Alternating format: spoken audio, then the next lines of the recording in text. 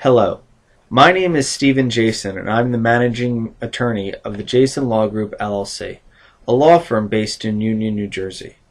Welcome to the 5th video in our series on the legal aspects of starting a small business in New Jersey. But before I begin, I would just like to start with a brief disclaimer. This video is for educational purposes only. Any statements made by me during the course of this video do not constitute legal advice, nor is it a solicitation for business. Furthermore, no attorney-client relationship is created by watching these videos, and I recommend that you seek the advice of legal counsel before forming your business. In our past videos, we've looked at the steps you should be taking before you form your business. We looked generally at the 4 different types of business entities, and we looked more closely at sole proprietorships, partnerships, and limited partnerships.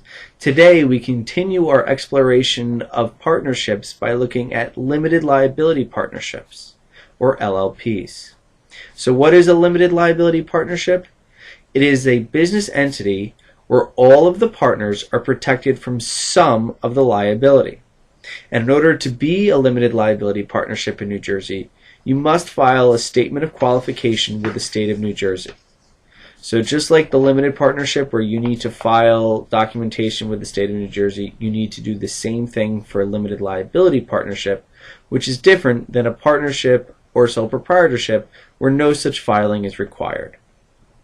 The benefits of a limited liability partnership is that the partnership can sue and be sued, but the partners of the partnership are protected from personal liability. Generally, there are some specific times where partners will be liable, and we will talk about that later. It is a pass-through tax entity for the partners, which means that the partners of the partnership are taxed, but not the partnership itself. But that's more of an accounting thing than a legal thing, so I would let an accountant explain that further.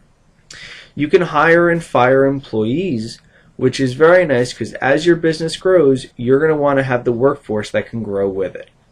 And the last thing that's nice about it is that it's governed by a partnership agreement, which we have discussed in earlier videos, but as a brief refresher, it is a legal contract between the partners describing how the partnership should be run and governing the operation of the partnership. So what are some of the negatives of a partnership?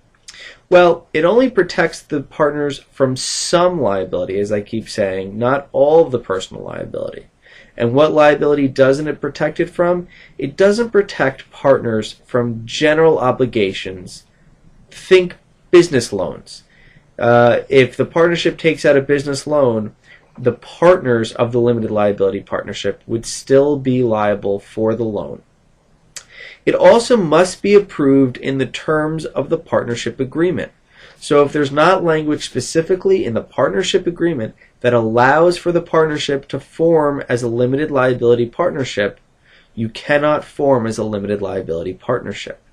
Something to keep in mind, because that means that all of the partners need to agree on the limited liability partnership entity for the limited liability partnership to exist. And lastly, a limited liability partnership is not available in all states. So just because you form a limited liability partnership in New Jersey does not mean, and now you want to grow to other states, it does not mean that the business entity, the limited liability partnership entity, will be recognized as a limited liability partnership in the state where you would like to go and do business next. Well, this concludes our look at partnerships as a whole.